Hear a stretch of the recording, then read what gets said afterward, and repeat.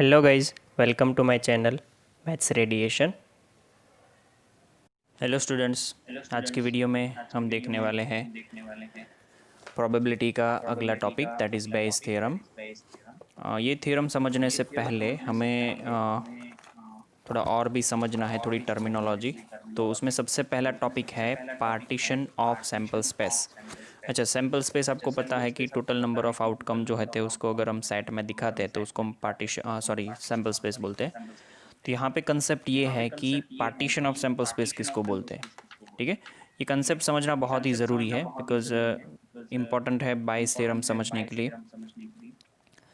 तो देखो क्या बोला है कि तीन कंडीशन अगर सेटिस्फाई हो रही है तो हम वो इवेंट्स जो है सारी उनको partition, they will create a represent partition of sample space. क्या है कि set of event E1 E2 En is said to represent a partition of sample space S। ठीक है, मतलब कि E1 से लेके En इवेंट जो है वो सैम्पल स्पेस का पार्टीशन रिप्रेजेंट करेंगे if the first condition is EI intersect EJ is equal to 5। मतलब आपको पता चल गया होगा कि EI और EJ जो है वो क्या होगी, जिनका दोनों का इंटरसेक्शन जिनका इंटरसेक्शन 5 मिलता हो वो दो इवेंट क्या होती है, म्यूचुअली, वो इवेंट क्या होती है, म्यूचुअली एग्जॉस्टिव, है ना।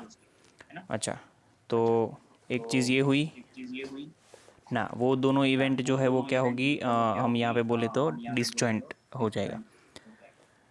ठीक है, दूसरा ये है कि अगर E1 E2 ऐसे करके En का यूनियन करे तो सैम्पल स्पेस खुद इटसेल्फ मिल जाता हो। एंड तीसरा ये है कि किसी भी इवेंट की प्रोबेबिलिटी ग्रेटर देन ज़ीरो, मतलब कि सारे ही इवेंट की प्रोबेबिलिटी नॉन ज़ीरो हो, किसी भी इवेंट की प्रोबेबिलिटी ज़ीरो ना हो, ज़ीरो से बड़ी हो, ऐसा। In other words, the events E1, E2, En represents the partition of sample space as if they are pairwise कितना क्या होना चाहिए, डिसजॉइंट होना चाहिए, एग्जॉस्टिव होना चाहिए, या फिर एंड नॉन ज़ीरो प्रोबेबिलिटी रखनी चाहिए। तो इस टाइप के इवेंट जो है उसको हम बोल सकते हैं कि वो partition of sample space create करते हैं। आप सबको पता है कि कोई नॉन एम्प्टी सेट हो तो उसकी इवेंट E एंड उसके कॉम्प्लीमेंट की event E dash forms a partition of sample space. क्यों? क्योंकि उसका इंटरसेक्शन 5 होता है और यूनियन S होता है, और बाकी तो नॉन ज़ीरो हमने बोला है, नॉन एम्प्टी है तो वो ज़ीरो से तो बड़ा ही होगा। तो पहला एग्जाम्पल ये हो गया, E and E dash, they are the partition of sample space. अच्छा, फ्रॉम वेन डायग्राम हमें ये भी पता है कि E intersect E F dash, E intersect F E dash intersect F and E dash intersect F dash, ये चारों के चार इवेंट जो है वो partition of sample space create करती है। बिकॉज सब, अब आप इसमें से कोई भी दो ले लो, उनका इंटरसेक्शन होगा 5 और चारों का यूनियन कर दो तो S मिलेगा, बराबर। बाकी तो चारों नॉन ज़ीरो है तो वो बड़ा होगा ही। तो जैसे ही आपको पता चला कि अच्छा सैम्पल स्पेस का पार्टीशन का मतलब क्या है, तो अगला टॉपिक है हमारे पास थियोरम ऑफ टोटल प्रोबेबिलिटी। याद रखो, theorem of total total probability, क्योंकि एक साथ बहुत सारी इवेंट्स क्रिएट होती है, बनती है, तो उसमें हम एक पर्टिकुलर इवेंट का टोटल प्रोबेबिलिटी कैसे फाइंड करें जबकि वो दूसरे इवेंट पे डिपेंडेंट हो। तो उसके लिए हमारे पास यहाँ पे एक फार्मूला है कि प्रोबेबिलिटी ऑफ, मान लो कि कोई ए इवेंट पूछा गया है, आपको प्रोबेबिलिटी ऑफ ए इवेंट मांगा है, तो the equation is like this कि probability of E1 into probability of A where E1 has already occurred, मतलब कि ए की conditional probability, same probability of E2 into conditional probability A की but with respect to E2, same ऐसे ही probability of E3 ए की E3 के respect में, ऐसे करके आपके पास जितने ही इवेंट दिए गए हो उन सब का एडिशन आपको करना है with respect to En।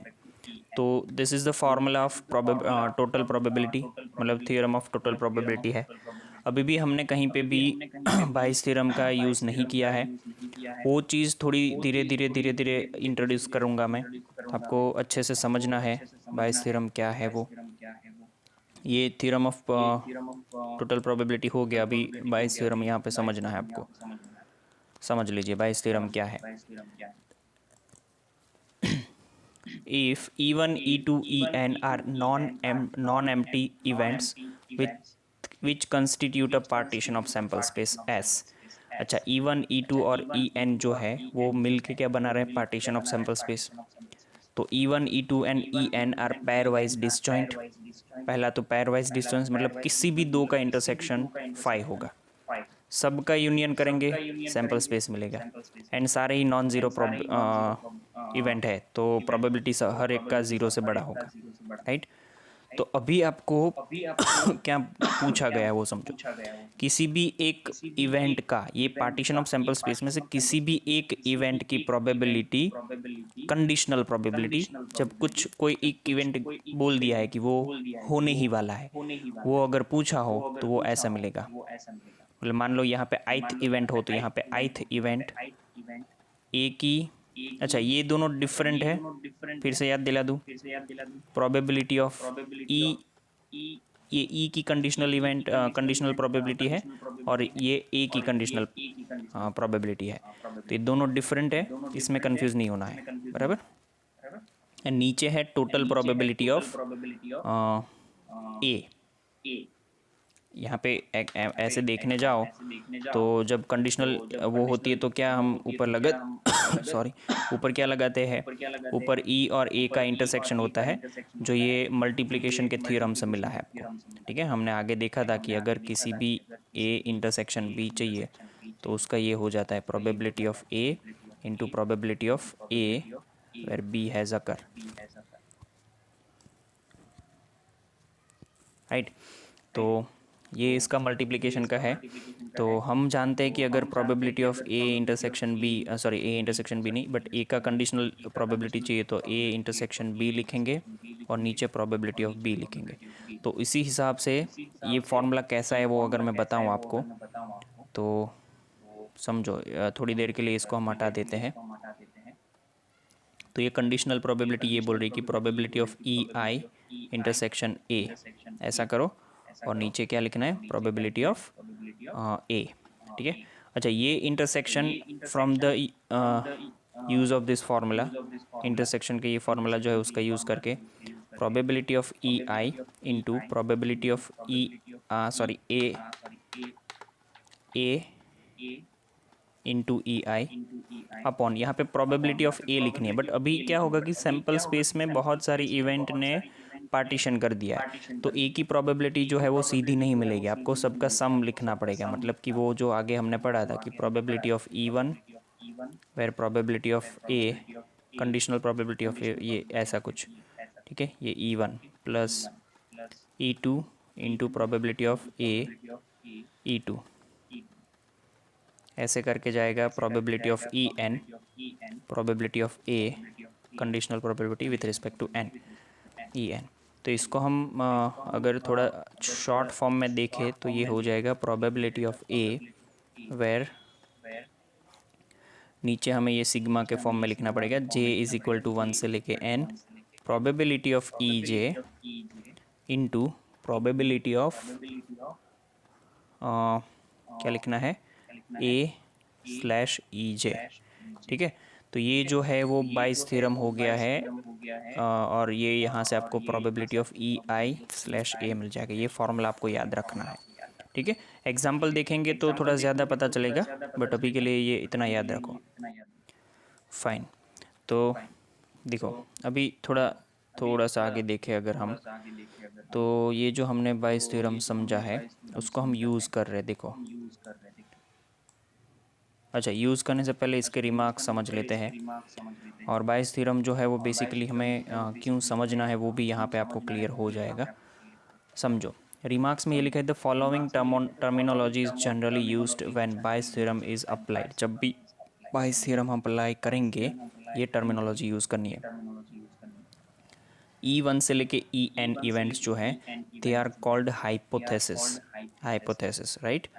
Probability of EI कोई भी पर्टिकुलर इवेंट E1 से लेके En का कोई भी पर्टिकुलर इवेंट जो है is called प्रायोरी probability right of hypothesis EI। कोई भी इवेंट है ऊपर उसको तो हाइपोथेसिस बोलेंगे, हाइपोथेसिस का प्रायोरी प्रोबेबिलिटी हुआ। अगर कंडीशनल प्रोबेबिलिटी आप फाइंड कर रहे हो किसी का भी, EI कंडीशनल प्रोबेबिलिटी है with respect to A is called posteriori probability of hypothesis AI। पहला जो था वो प्रायोरी, दूसरा जो था वो पोस्टीरियोरी। Bayes theorem is also called the formula for the probability of cause। ये याद रखो, probability of cause दे रहा है हमें ये कौन, Bayes theorem। cause का मतलब क्या है कि जो अभी हुआ नहीं है होने वाला है, राइट हुआ नहीं है, कॉज हम फाइंड कर रहे हैं। याद रखना ये चीज़ थोड़ी डिफरेंट है। पता लगाओ कि ऐसा होना चाहिए, ऐसा जब भी पूछते हैं तब। Since E I's are the partition of sample space, E I मतलब कि हर एक E1 से लेके EN partition of sample space है। One and only one event of EIs occur, that is one of the EI must occur and only one can occur।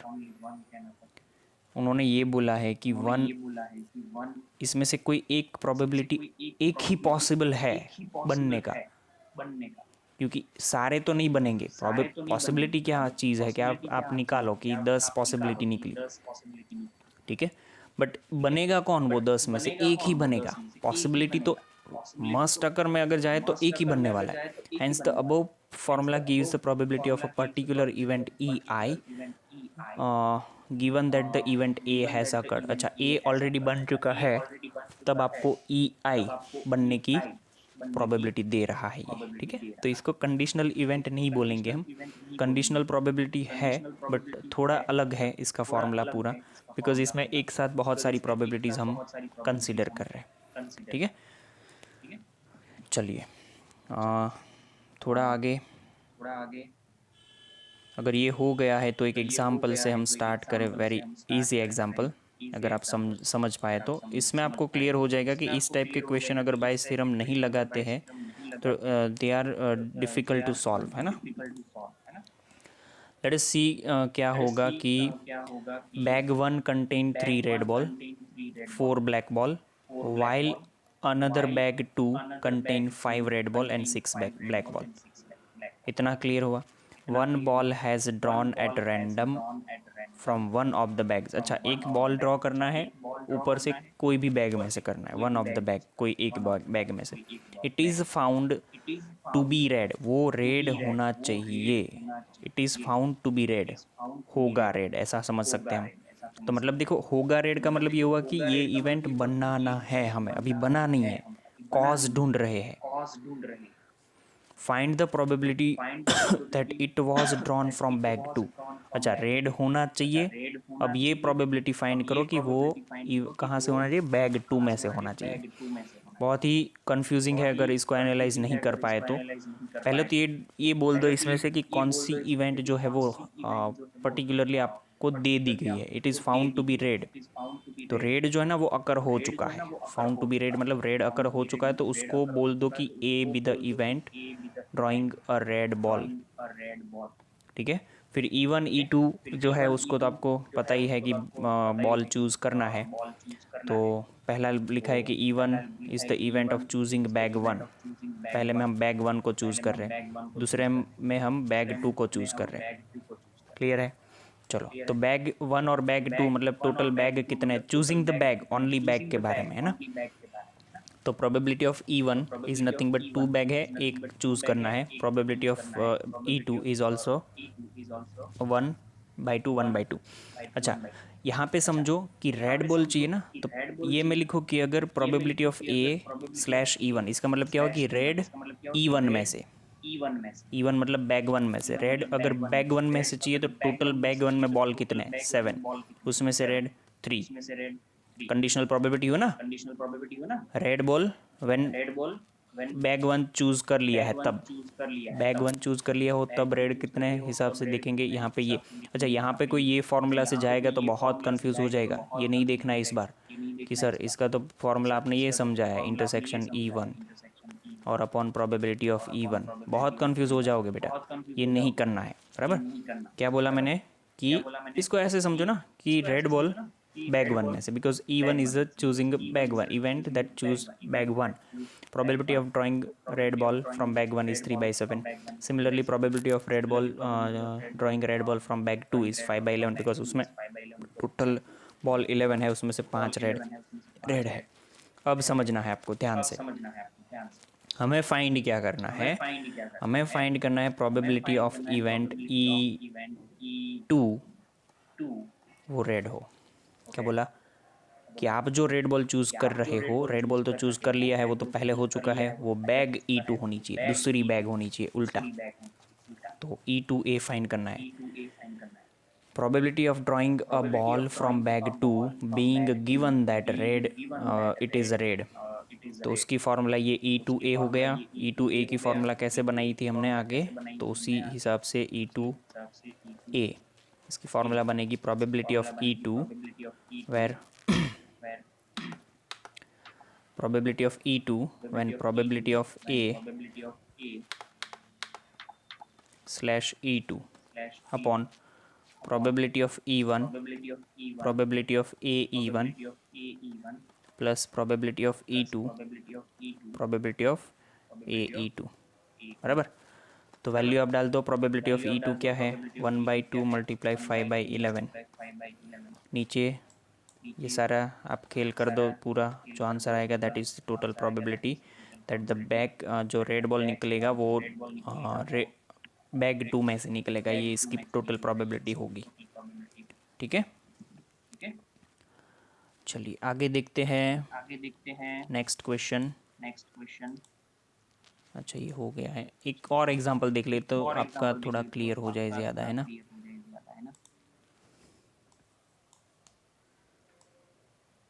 देखिए, given that 3 identical boxes 1 2 and 3 each contain 2 coin, दोनों में हर एक में 2 coin है।